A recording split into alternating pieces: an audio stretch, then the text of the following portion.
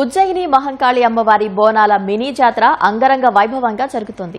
ఆదివారం జరగబోయే బోనాల ఉత్సవం నేపథ్యంలో అమ్మవారికి వడిబియ్యం, కట్న కానుకలు సమర్పించేందుకు పెద్ద ఎత్తున భక్తులు తరలివచ్చారు. అమ్మవారి బోనాలకు సర్వం సిద్ధమైంది. ఆగస్టు 2న బోనాలు, మరుసటి రోజు రంగం కార్యక్రమం ఎంతో వైభవంగా జరగనుంది. తెలంగాణ నుంచే కాకుండా ఇతర రాష్ట్రాల నుంచి కూడా లక్షలాది మంది భక్తులు అమ్మవారిని దర్శించుకుని బోనాలు సమర్పించేందుకు తరలివస్తుంటారు. ఈ నేపథ్యంలో భక్తులకు ఎలాంటి ఇబ్బందులు తలెత్తకుండా ప్రభుత్వం అన్ని ఏర్పాట్లు చేస్తోంది. బోనాలకు సంబంధించి ఆ రోజున జరిగే కార్యక్రమాల ఏర్పాట్లపై సికింద్రాబాద్ ఉజ్జయిని మహంకాళి దేవస్థానం ఈవో మనోహర్ రెడ్డితో ఈటీవీ ముఖాముఖి. 2వ తారీఖున సికింద్రాబాద్ ఉజ్జయిని మహంకాళి అమ్మవారి బోనాలు అయితే అంగరంగ వైభవంగా జరగబోతున్నాయి. సో దీనికి సంబంధించి ఇప్పటికే ప్రభుత్వం కూడా అనేక ఏర్పాట్లు చేసింది. సో మరిన్ని విశేషాలపై అంటే ఎలాంటి ఏర్పాట్లు ఉండబోతున్నాయి, భక్తులకు ఎలాంటి సౌకర్యాలు ఉండబోతున్నాయి, ఏంటి అనే విషయాలను తెలపడానికి మనతో పాటు ఈవో ఉన్నారు. ఆయన అడిగి మరిన్ని వివరాలు తెలుసుకున్నారు. సార్, సో ఉజ్జయిని బోనాలు అంటేనే ప్రభుత్వం ఎంతో విశేషంగా నిర్వహిస్తుంది. సో రాష్ట్ర వ్యాప్తంగా కూడా ఇది ఎంతో ప్రత్యేకమైన. సో ఎట్లా ఏర్పాట్లు ఎలా ఉన్నాయి? తెలంగాణ రాష్ట్రంలో కాకుండా దేశవ్యాప్తంగా అమ్మవారి భక్తులు లక్షల సంఖ్యలో రావడం జరుగుతుంది.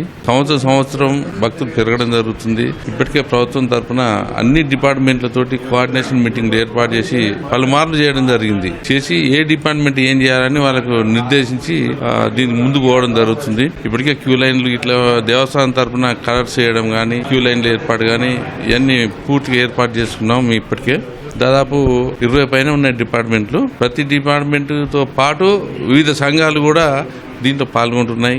సార్, ఇప్పుడు బోనాలు ఎత్తుకొని వచ్చే వాళ్ళు ఉంటారు, నార్మల్గా అమ్మవారిని దర్శనం చేయడానికి వస్తుంటారు, అట్లాగే జోగినీళ్ళు కూడా వస్తుంటారు. సో వీళ్ళందరికీ ప్రత్యేకంగా లైన్లు ఉన్నాయా?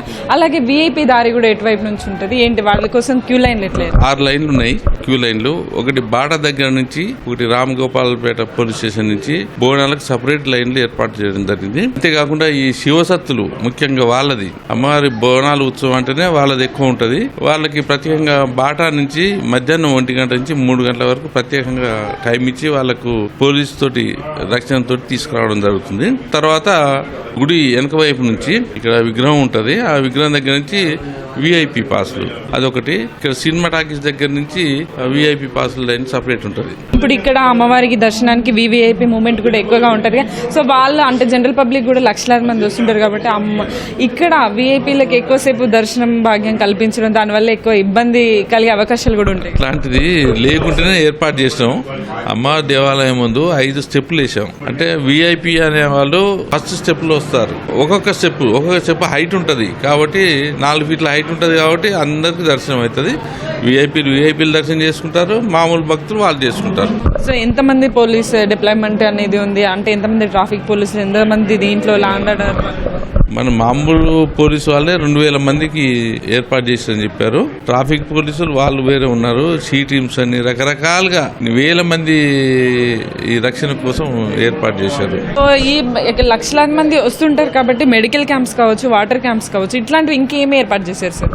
మెడికల్ క్యాంపులు 3 ఏర్పాటు చేశారు.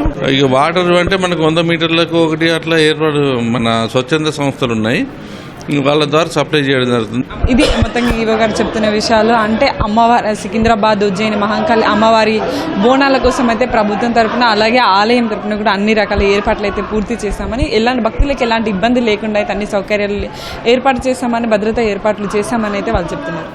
కెమెరామెన్ దాస్తో అనుష, ఈటీవీ న్యూస్, హైదరాబాద్.